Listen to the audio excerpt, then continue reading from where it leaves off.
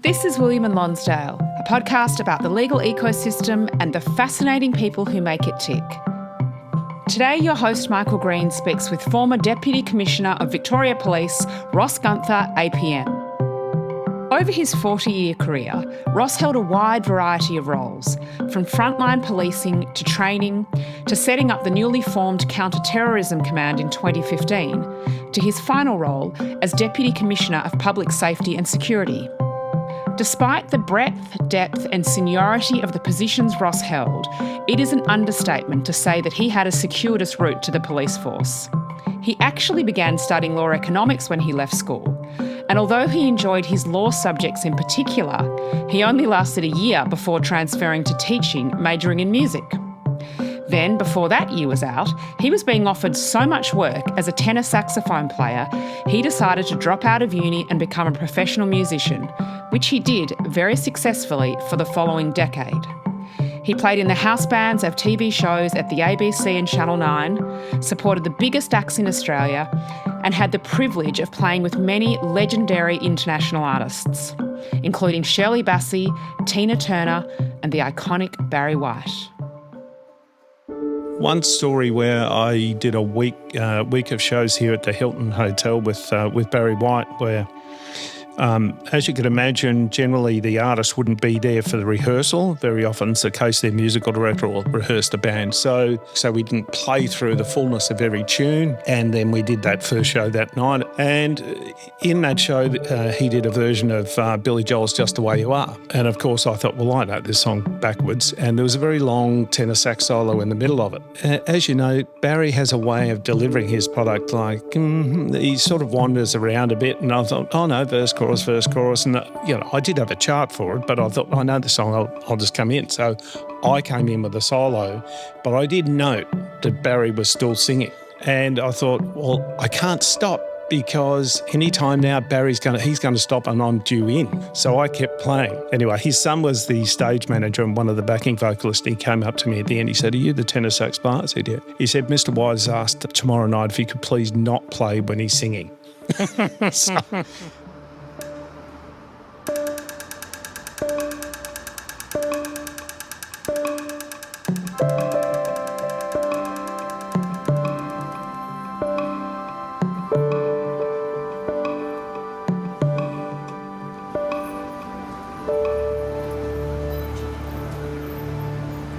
Our guest this morning on Lives in the Law is Ross Guenther. Ross was formerly Deputy Commissioner of Public Safety and Security in the Victorian Police. Ross, good morning. good morning. Ross, normally, of course, in having these conversations, we start in your childhood and your background, but I want to reverse that today and start at the end, so to speak, with your position, or your last two positions over the period from 2015 to 2025, when you were Assistant Commissioner for Counter Terrorism Command and Deputy Commissioner of Public Safety and Security for Victoria Police. Can you just flesh out for us what those positions entailed and what your areas of responsibility were? Yeah, sure. Thank you. 2015, I was appointed by the then Chief Commissioner, Graham Ashton, as an Assistant Commissioner with the task of establishing a new Counter Terrorism Command. That came about predominantly because of the risk and threat environment at the time. It had very much changed with the activities of ISIS in Syria and the threat of young people travelling from Australia to that conflict zone, and then the potential of them coming back and what it looked like in terms of our own threat environment, of course, in Victoria. So Graham appointed me to establish that, so that was probably one of the most satisfying experiences of my policing career, in fact, forming up a new command which basically operated in tandem with the Australian Federal Police and the other security agencies to really focus on the protection of community in Victoria. So I continued in that role, as you pointed out, until 2020, and in 2020 I was appointed as a Deputy Commissioner for Public Safety and Security. That was a much broader role. It actually included being oversight of Counter Terrorism Command, plus Intelligence and Covert Support Command, Crime Command, the Transit and Public Safety Command as well. So essentially all the bits and pieces and specialist areas, so whether it was canine to tactical policing, to horses, to marine, to search and rescue, to specialist investigation of serious and organised crime or homicide, they essentially they all fell under my remit with an assistant commissioner reporting from each area. That seems an enormous area. Ross, practically, could you actually get a job done? Yeah, look, I think so.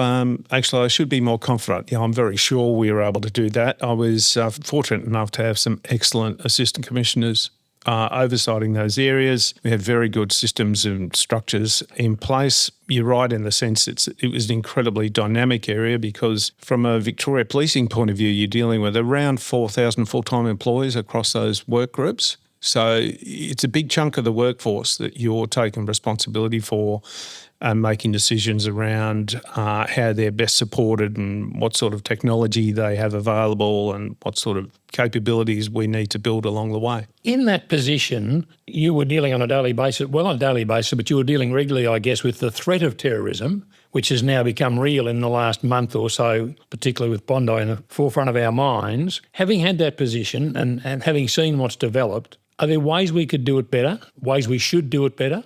I think there's always ways we could or should do it better. I think one of the challenges in our current environment is there's a diversity of opinion about what's being done and what's not being done. There's a reluctance to call out the threats within the environment because they might appear to be divisive and they might impact different communities. But I think we've been very loath to have honest conversations, particularly in the last, I would say, 3 to 4 years.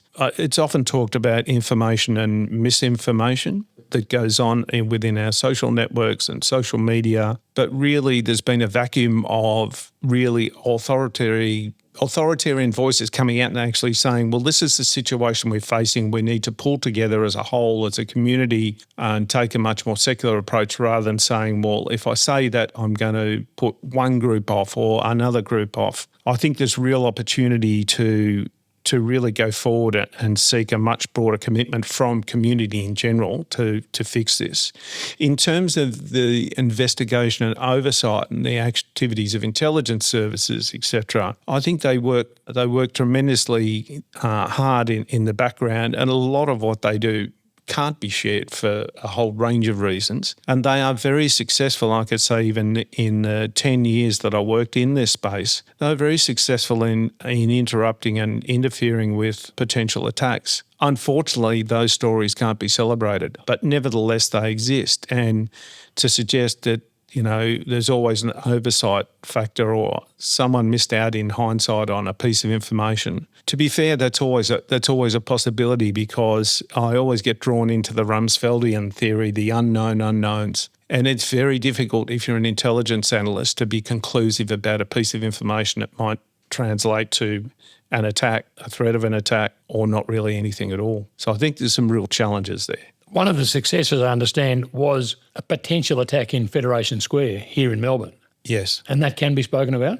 Yes, that can be spoken about. Could you tell us a bit about it, please, Ross? Yeah, so in that period of time, we had a group of young men that we felt were committed to, through their ideology, to committing an attack in the city of Melbourne. We're unsure actually when or where that would take place. In a period of time when that group were under surveillance by a tactical group and other services, they met within Federation Square. They had backpacks on. They were discussing a potential attack in that area, surrounded by community. Our tactical groups were very close to the point they thought that they may have committed an attack on that day. And had they gone to do that, there would likely be a fatal response from our tactical police in that circumstance. Fortunately, they didn't. But what that circumstance did do, it escalated in my front of mind and the people within my command and our joint counter-terrorism team, the fact that we were very close to taking overt action rather than sitting back and waiting. So that did translate into making a decision to go forward and arrest. That occurred within the days after that event. Those individuals were prosecuted successfully and are now serving various very long sentences.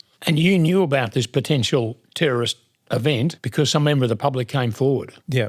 Yeah, so often this is how information is received either through national affiliations or through just members of the public in doing the right thing in Victoria. They're not sure what they see, but they think potentially this could be an attack, a potential attack. And so, yeah, we receive that sort of information on a very regular basis.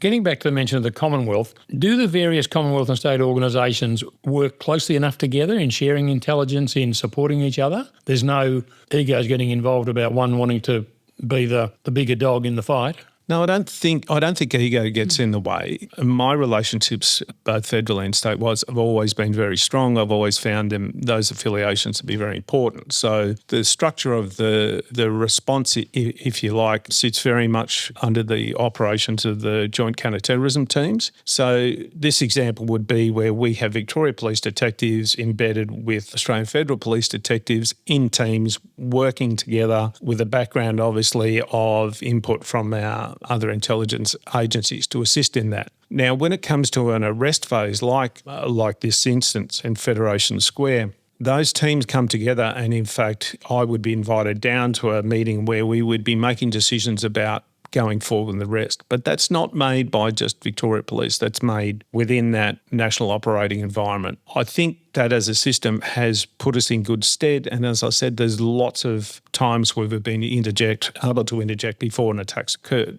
but we haven't been able to publicise that. The other part of it is there is a framework called the ANZ CTC, the Australian New Zealand Counter Terrorism Committee, that has representation from all the states and including obviously the relevant federal bodies. That generally does a very good job of bringing us together to discuss these situations and how best to respond, I suppose. So overall, you think we're doing maybe as good a job as we can do? And always, obviously, there can be improvement, but there are no glaring gaps.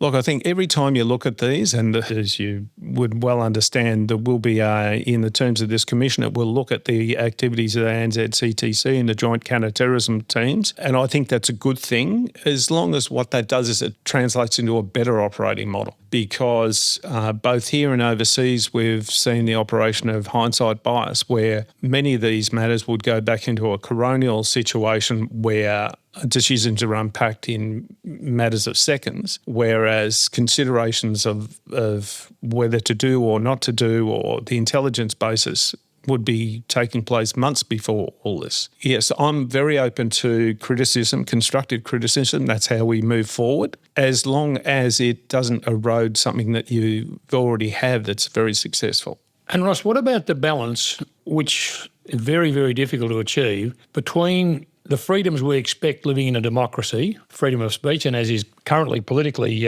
sensitive, freedom to own guns, against wanting to outlaw hate speech and wanting to limit gun ownership? Have you got a view on where the line should be drawn between our freedoms and our security? Yeah, I think one of the things we need to be very careful of is the reactive versus the proactive. You know, I thought about this question, and for me, it's like change management. If you want to initiate change, you've got to bring people along with you. What concerns me is if you just respond and react without sufficient explanation as to why we need you to come along with us on this journey, change the legislation, then I fear that you will not get public acceptance of it. I'm not saying it's wrong. I understand the gun laws, the restrictions. I understand that government needs to consider all that. But the back end piece is, well, how are you going to bring the community along with that so that we don't get more divisiveness over it? We go, well, we have a situation where we have gunners that go, well, I'm not giving up. I'll just hide them. I'll get rid of them. They'll be more covert the way they handle their weapons. And the other piece of just legislation alone, it's not going to deal with all the illegally imported firearms that are already coming into this country that will be, serious and organised crime doesn't worry about legislation. So, it deals with it on one level, but again, I'd go back to if we're responding to Bondi, and I think there's been a vacuum of public leadership around this for several years. To be brutally honest, we should have been talking about anti-Semitism probably a number of years ago, not in the back end of an event where we've just seen it, escalate over a number of years without publicly responding and bringing community together. Yes, certainly. When you speak to Jewish people, they say Bondi is not a one-off thing. It's been building for quite a while and we've ignored it. Yeah. Then do you think we've changed as a society? Now, you were a policeman for 30 years.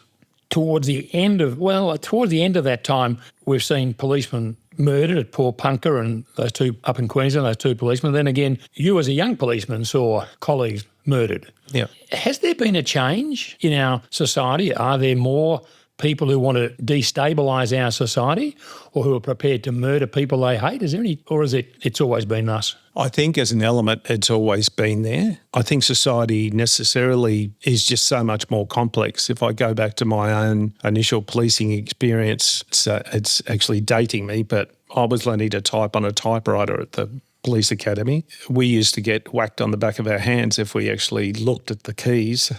That's certainly not the case would be accepted now, but it shows you the translation from I would say in the 70s and 80s, a simple time, even though we lost police and they were killed during that period, to now you get the filtration of ideology, you've got serious and organised crime at an escalating rate, at a very challenging rate, with the complexities of technology that exceeds our capability in some respects because it becomes so expensive. Theoretically, is it worse now than it was in the 70s and 80s? I think yes.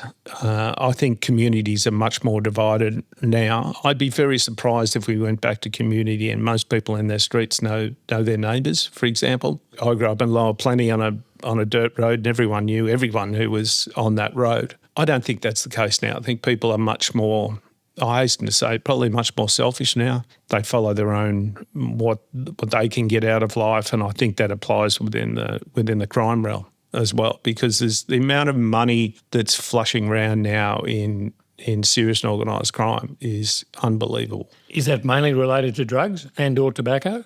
Drugs and tobacco, but we're also seeing a lot of these high-end cars have been stolen and shipped overseas. Control the drug market, control a lot of funds, billions of dollars worth of serious and organised crime in this country every year, and that brings its own threat into our environment with that as well. And we've seen that, the fire bombings of the cafes and shops, and I guess the reluctance to even consider people's safety. A lot of the buildings that are being hit have residential properties above them, so there's no consideration of the risk to human life. That's not a very pretty picture, Ross. I guess at this stage we better go back to the beginning. Yeah. Tell us about your upbringing. You just mentioned Lower Plenty. That's where you grew up, on a dirt road? Yep, I did. So I was lucky enough. Lower Plenty in the 1960s, of course, was classified as semi-rural. So, I lived in that, I pretty much grew up in that area, went to the local primary school and to Eltham High School for a couple of years. But it was, as I just pointed out, it was a very simple life. It was, fantastic. Music became very important to me very early on. That's the interesting part. After this long conversation we just had now about very serious topics for the whole of our society, a lot of your formation came out of music. Yes. Tell us about that. Yeah, well, I grew up in a house I was surrounded by a lot of music. My mother, before the birth of my brother, who's 6 years older, was a very good soprano, beautiful singer, very, very accomplished piano player as well, which came in very handy for me later on. And so, I guess, Mum was a runner-up in the Sun area, I think, in about 1948. A finalist in the Sun area, and that competition at the time was the top of the tree. In fact, many of the singers that were successful in the scenario went on to have very productive careers. She was a school teacher at the time and chose to have a focus on her family instead, so she didn't pursue a career in music. My musical journey then really started with me trying to learn piano from her, and I don't know whether you've ever tried to teach one of your children an instrument. Normally doesn't go very well. And as a 10-year-old boy, I didn't respond very well. But what I did find out when I had the opportunity to go to a Gilbert and Sullivan musical at Eltham High School, HMS Pinafore, I just loved the sound of the clarinet. So I remember coming home that night saying, no, that's it. I want to learn clarinet. That's my commitment. So that was it for my 10th birthday. Mum and Dad bought me a clarinet, and then my journey in music started there. Is your brother a musician as well? Well, he would say he is, but I would say he loves the guitar. He plays okay, but he didn't pursue that as in any professional sense, but he's always enjoyed playing guitar.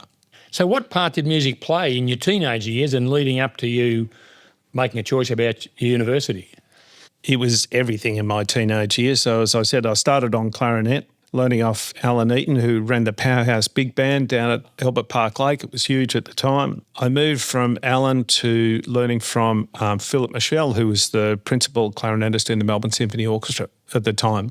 They used to call him Philip Perfect. He was just an outstanding musician and a wonderful and exacting teacher. And as I said, I was lucky enough that my mum was a great piano player because she used to do all the accompaniment for me at home when I was preparing to do exams and the like. That was really helpful. Of course, I was lucky enough to go to Wesley College in my teenage years from I got to think third form, which is year 9. In the new. So from that time on, I started learning saxophone from a wonderful teacher at Wesley called John Lee, and Philip became a bit concerned because he was a bit worried about my clarinet embouchure. So there was a bit of tension across that period of time, I have to say. But as a 15-year-old, can I say it's a lot sexier playing saxophone than clarinet, put it that way.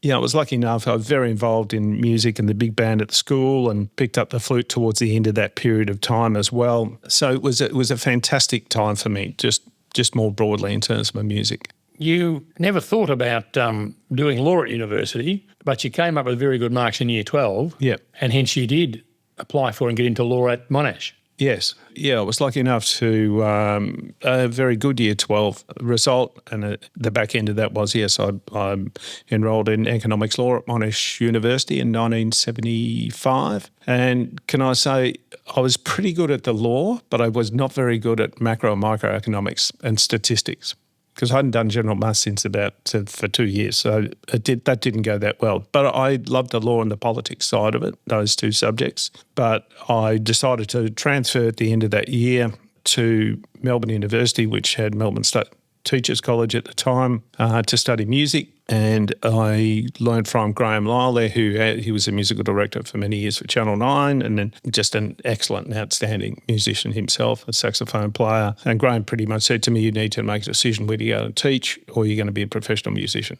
one or the other. So I was going around looking at all the different orchestras. So at that time, there was one at Channel 7, there was one at Channel O doing Young Talent Time, there was the ABC. So as a result of looking at all those different orchestras and watching Graham direct or perform in them, I decided to pursue that career. So I left. I was offered the opportunity to play permanently down at West Point Casino. So I left Melbourne. Which was Australia's first casino. Yep. Down in Hobart. Yeah, which was just such an exciting experience because people used to come in from all over the country, and we had some wonderful acts that I had the opportunity to work with. And yeah, I have to say it was just an exciting time in my life. Were you playing all three instruments, or were you playing the flute or the saxophone or the clarinet? All three. So commercially as a musician then and now, there would be an expectation that you would play all the reeds and you would play flute, piccolo, and those other instruments. So yeah, if you're working backing an artist generally, there will be a book that has all of those requirements. And so when you would have been 20 odd, yep, you make a decision, I won't complete a university degree, I'll become a professional musician. Yep. And did so for the next 10 years. Yes, I did, yeah. On my reading, travelled around Australia a lot. I did. Yes, I was relatively itinerant, Michael, you might describe me as. But yes, I left West Point and went to Perth, completed a series called Mantika, which is like a 10, 12-piece fusion band over there for the ABC, which are now being posted in YouTube online, which is quite humorous looking back at me at about 21 with a moustache and long hair. But anyway, that was a wonderful experience. Out of that, I was offered the opportunity. West Point established another hotel at Alice Springs. Federal Hotels did, so I put a band into there. I was there for a year. They then asked me to put another band into Launceston Country Club, so I moved back to Tasmania and put a band into there. I moved a year later back to Hobart, and then I was teaching music there. I taught flute, clarinet and saxophone in the primary and secondary areas and performed at night with different bands. And then You were never a conductor? No, not really. The only time I really did any conducting would be when we used to do some local things for the local television station there, award nights and things like that. Ross, I think you're being far too modest here. So let's drop a few names and tell us who you've played with. or for? Well, the great thing about being at West Point was the exposure to international and national acts. So, yeah, I was lucky enough to work with Shirley Bassey on a number of occasions, both actually down there and back here. Also Barry White, actually more when I came back to Melbourne. The likes of Tina Turner, Manhattan Transfer, for those that could ever remember them, not sure they would perform now. The Ink Spots, we were lucky enough then to also have the Stylistics come down there. So it was really a cavalcade of mixtures between great national acts and great international acts. One story where I did a week of shows here at the Hilton Hotel with Barry White, where, as you could imagine, generally the artist wouldn't be there for the rehearsal. Very often it's the case their musical director will rehearse the band. So we were rehearsing the band, we just top and tailed the show, if you like, so we didn't play through the fullness of every tune. And then we did that first show that night at the Hilton, as it was known at the time. And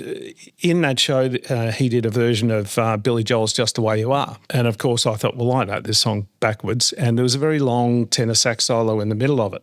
As you know, Barry has a way of delivering his product like he sort of wanders around a bit. And I thought, oh no, verse, chorus. And, I did have a chart for it, but I thought, I know the song, I'll just come in. So I came in with a solo, but I did note that Barry was still singing. And I thought, well, I can't stop because any time now he's going to stop and I'm due in. So I kept playing. Anyway, his son was the stage manager and one of the backing vocalists. And he came up to me at the end. He said, "Are you the tenor sax player?" I said, "Yeah." He said, "Mr. Wise asked tomorrow night if he could please not play when he's singing."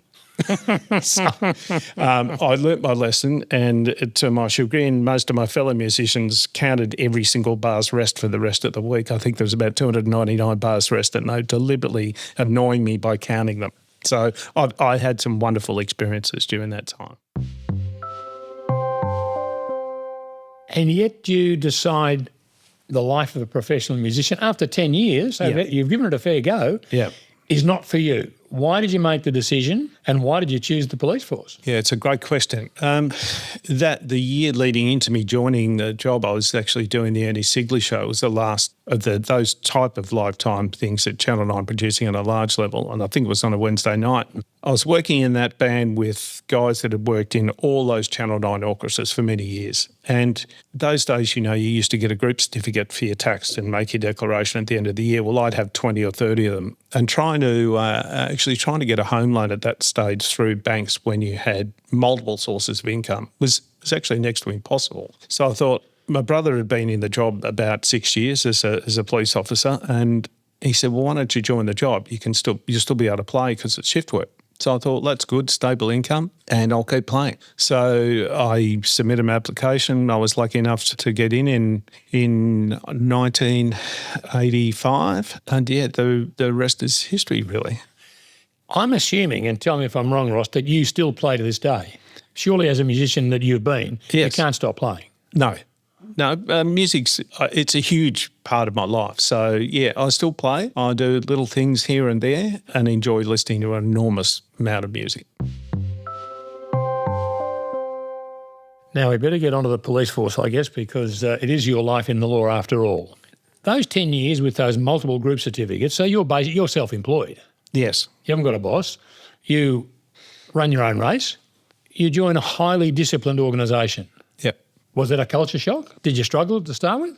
I wouldn't say, actually, yes, I probably would say. It was very different because it's very hierarchical. So coming out of an environment which I controlled because it was my environment to an environment which was everyone else controlled because as a very junior constable, you're at the bottom of the tree. And I still remember on graduating from the academy, one of the things you went straight to do is go to your first training station. So mine was St Kilda. Total baptism of fire at the time. I remember having the one meeting I had with the senior sergeant on arrival with 4 of my recruit colleagues, and we were told, we haven't had trainees here at St Kilda for 5 years and we don't like them. So here's a transfer form. If you make one mistake, you'll move. I'll fill the form out on your behalf. That was my introduction. That was the only time I really had anything to do with that senior sergeant for the next 3 months. So it was, to be honest, it was a very different approach to the extent that it makes me think about on one Saturday morning,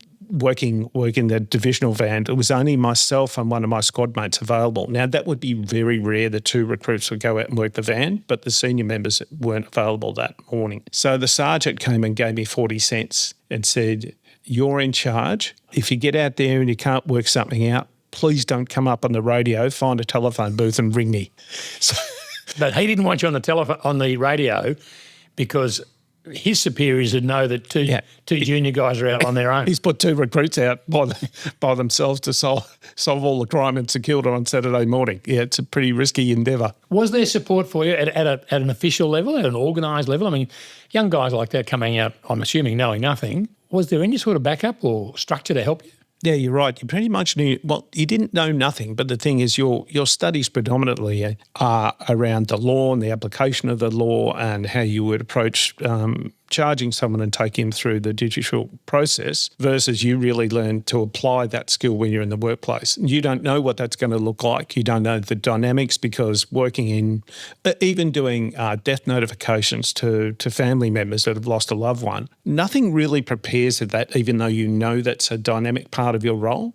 So, yeah, the learning curve started right there, that's for sure. But what did you get support? Were there people who were, I don't know, senior constables, sergeants, etc., who were aware of the difficulty, who remembered being juniors themselves and therefore supported you? Yeah, and I think that's always been the case at police stations. In my case, I had a number of sergeants there that were fantastic mentors. One, Graham Nightingale at the time, he springs to mind because he was always known for working it was like a 6 p.m. shift on a Friday night, which is like the first twilight shift you'd take a recruit out because you would always get a brief of evidence. If you're working in St Kilda on a Friday night then in those years, you were going to come across a crime, definitely. So, yeah, it was more the support, with the networks within the job, I suppose, that brother and sister nature of the policing as a community, because much of which you see, you can't relate to other people, and nor should you, because some of it's quite traumatising. So, yeah, I would say they're informal supports, not formal supports, not at that point in time. Now there are formal supports? Yeah, I think support networks are a lot more mature. The capabilities around them, what's available through the various welfare areas is significant now. Did you enjoy it, coming out, being a probationary constable, then being a constable? Did you enjoy the work? Did you enjoy being in the divvy van, doing traffic work, going to the MCG and standing around the ground, etc.? I loved the work because it was... I don't know. No one day is ever the same. As I said, in that junior phase where you go from knowing nothing to start to apply your skills to work within the courts. One of the things, particularly in my latter phase before I went to Paran being at Russell Street, is we had the great experience of giving evidence for everything. That doesn't happen anymore because of the size of the system. So there was no... We were required to give evidence. If we charge a person with drunk and put them in custody, we would be back in court the next day providing that evidence, and they'd be called and discharged. But what that did is that matured your whole understanding of the judicial structures and the way you operate within that structure. I loved working at Russell Street, except when they found out I was transferring to Paran, they put me on Parliament House for a night shift for the last week in the middle of winter, which was not fun, standing outside Parliament House in winter, I can tell you. And what, they weren't happy with you leaving Russell Street to go to Paran? No. And even if you did, I mean, it does really date me, but even if you did an afternoon shift at Parliament House at that time, part of your role was to go across. Our forensic science area was actually in Spring Street. Part of your job was to go over there an afternoon shift and release the public servant telephonist. And it had the old push-pull phones there, so inevitably you're cutting people off that are making calls, and there was no... that phone and that instrument is actually at our forensic science lab out at McLeod. So we did get to do some quite diverse roles. Lives in the Law is proudly sponsored by City Maps Illustrated. Their recent publication, The Melbourne Map, is a celebration of our wonderful city. This stunning, hand-drawn illustration, which took more than 3 years to create, is available as an art print, jigsaw puzzle and calendar. The perfect acquisition for your home, office or corporate gifting.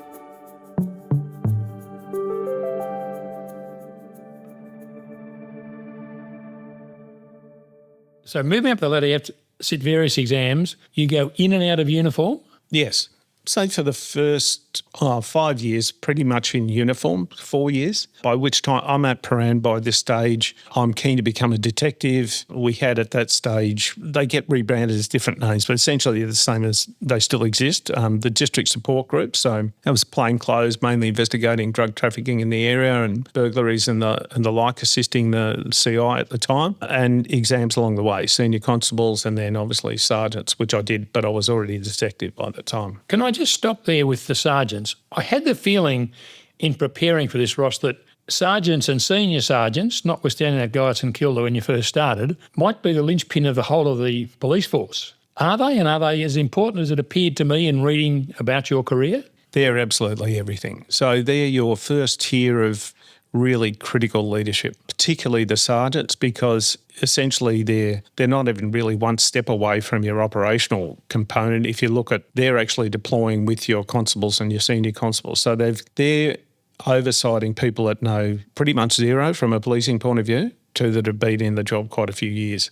So their role is essential. It's probably as much around the mentoring as it is around active oversight of the policing function itself. So, and again, the senior sergeant, not that far removed, but not out with the troops, if you like, as much. So, but both of those roles, so influential, and from a leadership point of view and building capability, they really are the areas that you need to focus on. And whereabouts were you a sergeant and then a senior sergeant? So as a sergeant, was promoted down to St Kilda. I didn't ever move very far between Paran and St Kilda. So I noticed that. Yes. I just love working in that area and the communities that live there. So sergeant at St Kilda, 3 years, then senior sergeant back in charge at Paran. And throughout this time, maybe the whole time, or at least part of the time, you're studying? Yeah, I'm studying. So always externally, not just within the police force, but external study. Yeah. So one of the things, the influence of my family was the love of learning. So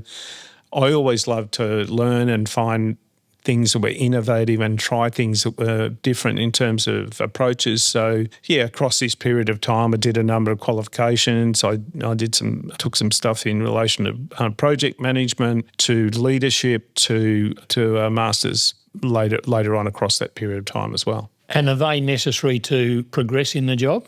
I don't think they're necessary, but one thing, particularly when I did my master's in criminology, was it's actually just learning how to think. I think Melbourne University have always had that very much as a focus of their learning environment, that first year for students when they move from into higher education is spending a year learning how to think. It's learning how to question, how to hypothesise and actually test hypotheses. That, to me, I found that really assisted my police career. It seems to me, Ross, that some interesting questions arose out of your time of doing your masters at Bond. You talk about things like, what are the drivers and motivators for crime? I think that was addressed in the criminology degree. Yeah. If I pull a lever here, what is the result? Does it reduce crime or just move it? I find that very interesting. I mean, can we ever reduce crime, or do we just move it from one spot to another?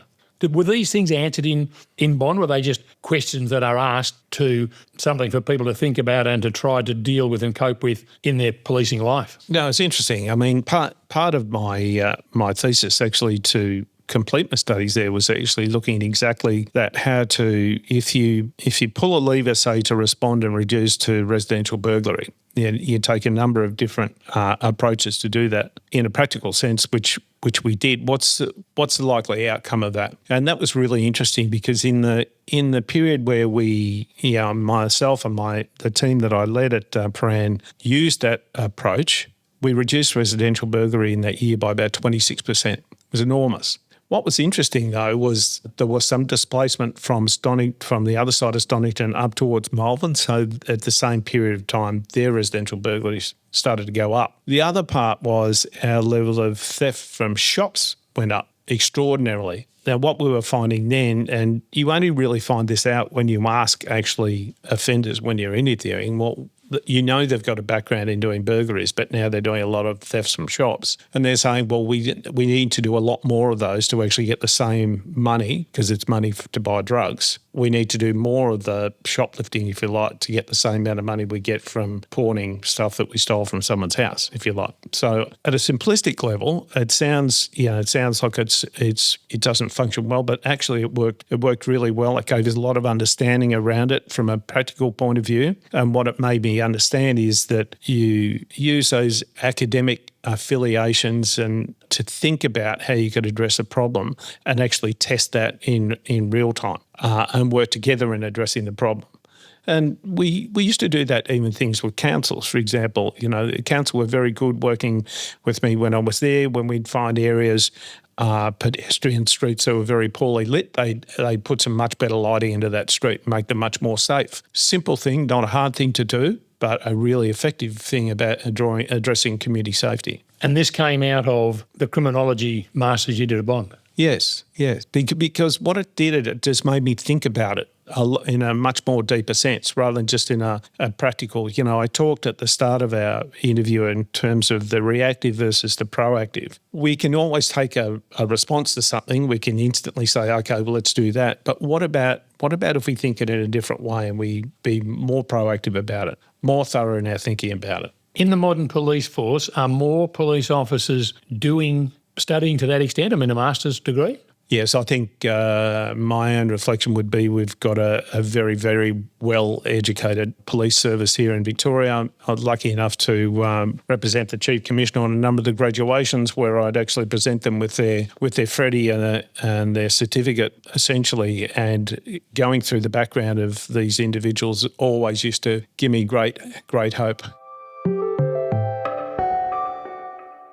I mentioned earlier, and I haven't got to yet, but it might take us back a bit, but I think we do need to mention that as a young policeman, you saw 4 colleagues who are friends of yours as well as colleagues murdered, young policemen.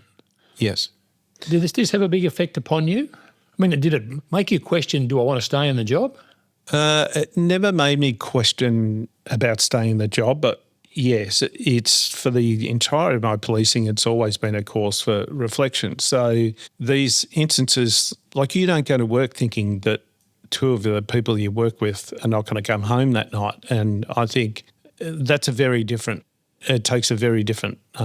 thought process to actually work through that. So when Steve Tynan and Damien Eyre were killed in Wall Street, I was staying at the station that night. I was woken by the sergeant and said, you need to put your uniform on because this is the situation that's occurred. And I reflect on that one particularly because Steve Tynan had been involved in disrupting an armed robbery in South Yarra the previous week, where he'd been involved in shooting one of the offenders, and he was advised not to go on to the night shift where he died on Wall Street by the police psychologist, I think, at the time. And he said, no, I want the 6 days off, which is not unusual. Cops love their 6 days off after their time off after night shift. He probably had plans. And a number of us said, well, we'll do the night shift for you. No, he goes, no problem. So, and then that instance occurred. And then a few years after that, of course, there was the killing of the 2 police officers down at Moorabbin, with Gary Silk and Rod Miller. Now, Gary I worked with at the district support group, and Rod came up on assignment as an acting detective when I was a detective at Paran. So that time I'd probably been in the job about 20 years. So 4 of my colleagues have been killed in just doing their job. So it's not something you think will ever happen, and fate just takes a role, I suppose, in determining how that will happen. But yeah, enormously sad, terribly sad. And the recent police deaths at Paul-Punker, again, enormously sad. I'm assuming with the police deaths at Paul-Punker, there's a lot more counselling and support offered to members of the force than there maybe was back when the 2 murders or 4 murders took place that you were personally connected to. Yeah, absolutely. It's the professional networks, the professional support that's provided both within Victoria Police and also through the Police Association, the union itself. They're at a very mature level. They're ongoing. There's huge commitments around that. In the background, you've got Police Legacy supporting if there's families that have been left isolated by it as well. So, yeah, I think it's a very different place. Yeah, I have to say in the 80s, our way of dealing with crisis was pretty much going to the pub. Yeah. That was the thing, which the police psychologist actually at the time said not necessarily a bad thing, but then you've got to combine that with professional counselling, which really, it was a very immature model at the time. Now it's very different.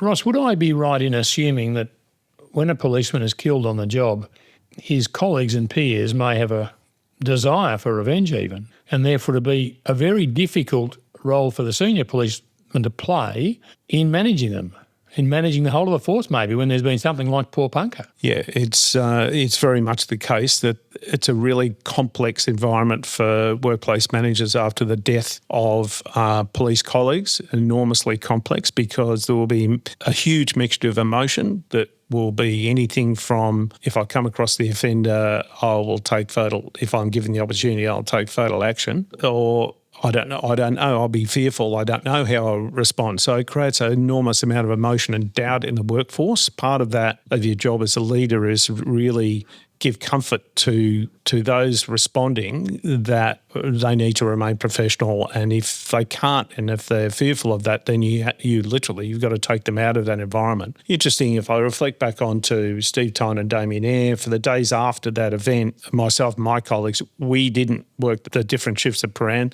Security came up and actually covered us during that period, and I think I came onto the night shift the following week after that. But even that, the emotions are still very high there. We had a situation where our local McCarthy's were leaving stolen Holden Commodores with their doors open in the middle of intersections.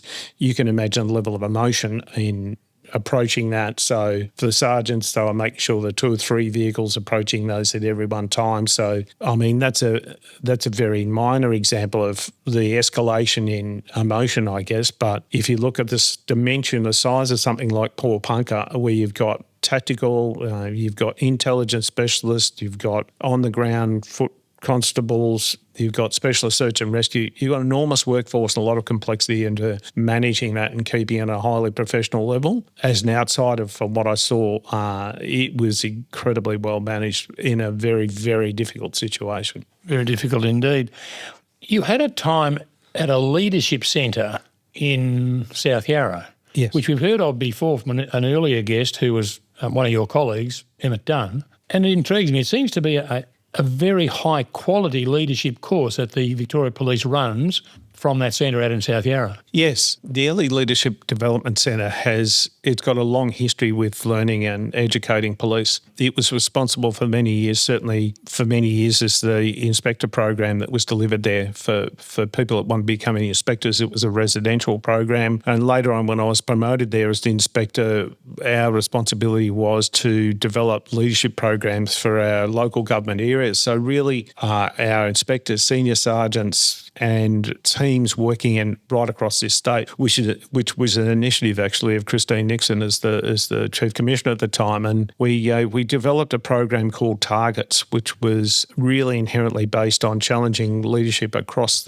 each of the local government areas and trying to encourage teams to work much more effectively together. So I think at the time we delivered that program within a year to 46 local government areas. It was a 3-day program. It was enormously successful in really getting teams working anywhere from a metropolitan location to Wangaratta to Mildura. During that period, we trained a number of facilitators within our organisation. We brought a consultancy in to train the facilitators, and that's actually stood me in really good stead. A great skill, learning how to facilitate and how to coach is very much part of what we did during those years.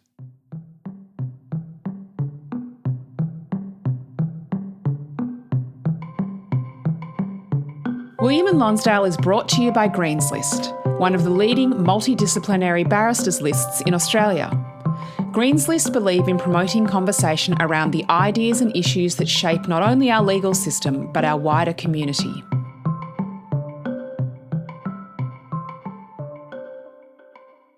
Ross, we've heard about your being at the top ladder of the Victoria Police, being a Deputy Commissioner, but there's one step or maybe 2 steps before that, being a superintendent and some other sort of superintendent. Just fill us in on how you got to those positions. Yes, well, prior to being a superintendent, as I talked about, I'd been an inspector at Airlie. I'd then gone out to the police academy in charge of our detective training school area. I always had a passion for learning, so that was a great fit. I really enjoyed that. But of course, I was keen to get promoted to superintendent. I was applying for positions, and the feedback was you really need to go to a local government area again. Frontline policing first, and then you'd be considered more suitable. So can I just clarify? That means don't be at headquarters, which used to be Russell Street and now maybe here in Spence Street or somewhere. Don't be there. Be out on the ground at Moorabbin, at Broadmeadows, at Sunshine, wherever. Yeah, operational. Yeah. So, I took that on board, and I had the opportunity to move to Darebin, which I did as an inspector. And while I was at Darebin, I was pursuing the promotional things. I made application for a superintendent role, and on this particular occasion, I was investigating a white power incident at Parliament House, because we used to have a revolving roster of 150s, if you like. That was our call sign. But as the inspector, had a white powder incident at Parliament House. I had to go in and have a look at that while I was actually oversighting what was occurring with that. Ken Lay's staff officer rang me and said, "Can you speak to Ken?" I said, "Sorry, mate, I'm tied up with the white powder incident at Parliament House. Can you give me a call back?" He goes, "I think you'll actually want to talk to him. Could be in your interest," without telling you what it's about. I said, "All right, I'll give him a call back." Okay. So anyway, naively, I went and did my job that morning, and then I rang back and Ken advised me that he'd appointed me as the superintendent in charge of our tactical support area, and as it was tactical areas, can't think of whatever. Oh, the CERT, sorry. Yeah, of course. Basically public security, essentially. So I did that role for 3 years, and then the opportunity again, because I was keen on I thought I had the skill set to become an assistant commissioner. I took the opportunity to transfer down to Moorabbin as the divisional superintendent, which put me back out on the front line, if you like. Not that the tactical side is not the front line, but it's different. In charge of general policing areas. So I went to Moorabbin then and pursued my interest in becoming an assistant commissioner. It interests me when you went to Moorabbin, you said Moorabbin Airport was under your supervision. It seems to me lots of jobs that you were doing, you as a policeman, were not specifically police work. It seemed to me the police are the last safety net where things sort of drop off the edge of other things and they just wind up in the lap of the police. That's beyond Moorabbin. It made me wonder, why is that? Why are the police doing this work that's not policing work? Shouldn't that be someone else's job? Yeah, you summarised that really well. Actually, the policing is called the agency of last response, and there's a reason for that because policing is there 24 hours a day and is always available. So, it does pick up a lot of roles that not necessarily would fall to them. I mean, I think the complexities of the policing role, I think there's an assumption that policing is all about dealing with people that are assaulting or robbing offenders that are committing criminal behaviours, but it's much, much more complex than that. It's meeting with community that you're oversighting. If you're a superintendent down at Moorabbin, then you've got a number of local government areas, you've got community interest within those government areas, you've got to meet with those people, let them express their satisfaction or dissatisfaction with police services and understanding the environment. A lot of that is, a lot of it's outside just what we would think is a core remit for policing. Dealing with mental health, for example, is an enormous challenge to police. Now, we would rightfully think, well, surely that's a health response. It's got to be a health response. But then if the health response is not available, where does it fall? And that's when you get things like divisional vans ramping at hospitals with people that really need treatment that should not be in a police vehicle. They should have arrived in an ambulance and been admitted quickly. Unfortunately, the complexity of our environment really and funding issues has probably made that a real struggle over a long time. 2 more questions I've got for you, Ross. One is how your career as a policeman finished. But maybe before I get to that, over the 30 years, starting in the academy, finishing as a deputy commissioner with many stops along the way, did you have a favourite job or jobs? Actually, I think back and I think I pretty much loved most places I ever worked and enjoyed the time that I had while I was there. In terms of personal professional satisfaction, there was no doubt establishing the Counter Terrorism Command was a highlight of my career because I literally started off with myself and with two people and ended up building a team of about roughly around 160 odd of very specialist people that did a fantastic job at protecting the Victorian community. A lot of that was unseen and, that's the thing for me in terms of recognition. It's great as a leader and being involved in the media, you get to respond, but all these people are in the background they're really doing all the hard work. They're doing the day-to-day stuff that really matters. And I think if I go back, it's actually making sure you recognise those people along the way. That's the big challenge. That's what good leaders have to do. So that was your favourite job? Yep. You finished as a serving policeman last year? Yeah, officially retired last year, but essentially last day in the job was late 24. And what led to that? Look, probably I was in my 40th year of policing.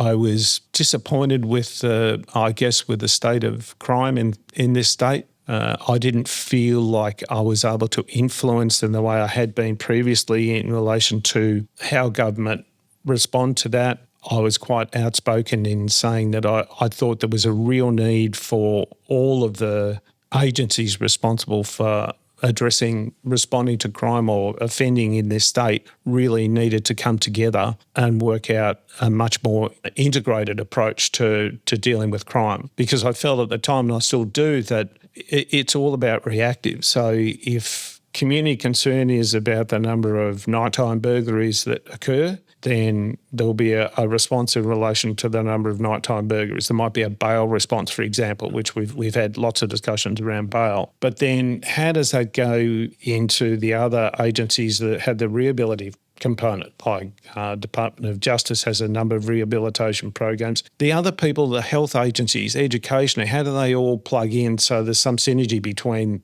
all of them? And I don't see that, and I don't see they've had the opportunity to come together. And I felt in the absence of that the way this state was heading, that wouldn't change. And I still remain probably the same view. Interestingly, when I did make those comments in an article, I had many people email me saying, we agree, it's a great idea. I had people within the judiciary saying, yes, we absolutely need to do that. People within health were saying we need to do it. And you were calling for some sort of a summit meeting between all of the players. Yep. The various government departments and Vic Police, etc. Yeah, I essentially said, let's leave our egos at the door. Let's come in and let's say, what is the problem we're trying to solve? And let's work together in actually doing it.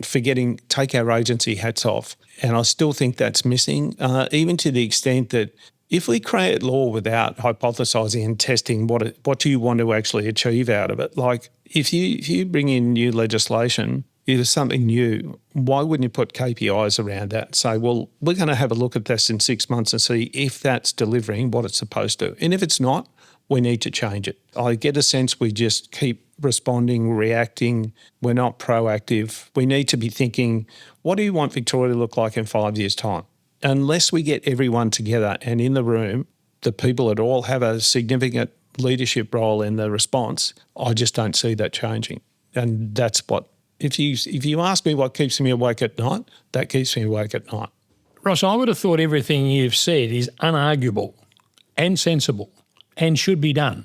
And yet it led to you finishing up as a police officer. Yes. Yeah, well, I was very confident that my approach was more than reasonable, but government didn't see that at the time, and I was asked through different parties as to why I shouldn't be sacked, why I shouldn't actually finish up my contract immediately as a result of a request from senior officials within government. So it was a very challenging time. And if you can imagine sitting across a table being asked that question going, hang on a minute, I'm not being critical of government. I'm saying there's an opportunity here to actually make things better. And I think it was taken very much as a criticism. And as I pointed out when I've been asked about it, I actually wasn't criticising government. I was saying there's an opportunity here. We need to take hold of it.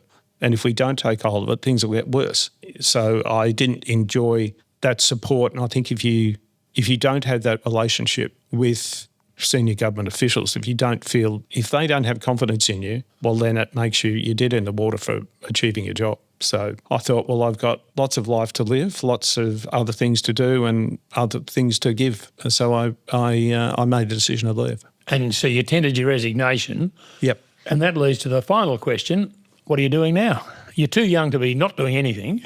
Well, you make a good point, Michael. I feel very young and fit. So, Yeah, look, I've made a decision. Obviously, I still felt I had a lot to give with my experience and my intellect. So I've established my own consultancy business. Clearly, I'm not proposing to work 5 days a week anymore, but I've been able to, the consultancy is very much built around public safety and security because I have expertise in that area. So, yeah, I've been working with other federal departments and other private sector areas to, I suppose, facilitate maturity in their programs. So I write specialist exercises and deliver those and test people's thinking around preparedness, if you like, and resilience.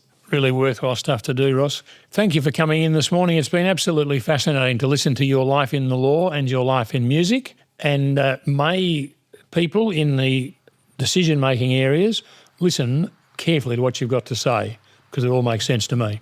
Thanks so much for the opportunity. Great to chat.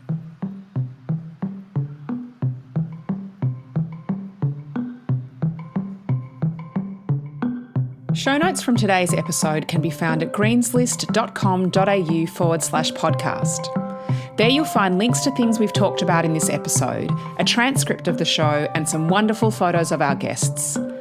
If you're enjoying Lives in the Law, please tell your networks, subscribe, rate and review the show. Your host is former lawyer and Greens List clerk Michael Green. Our show is produced and edited by me, Catherine Green, mixed and mastered by Windmill Audio, and recorded by Alex McFarlane, who also wrote and performed all the music for the series. We're coming to you from the iconic Owen Dixon Chambers on the corner of William and Lonsdale Streets in our beautiful city of Melbourne. We acknowledge the Wurundjeri people of the Kulin Nation as the traditional custodians of this land and pay our respect to their elders past and present. There is no doubt that conversations about justice have been taking place on this land for thousands of years, and we are privileged to continue that discussion here today.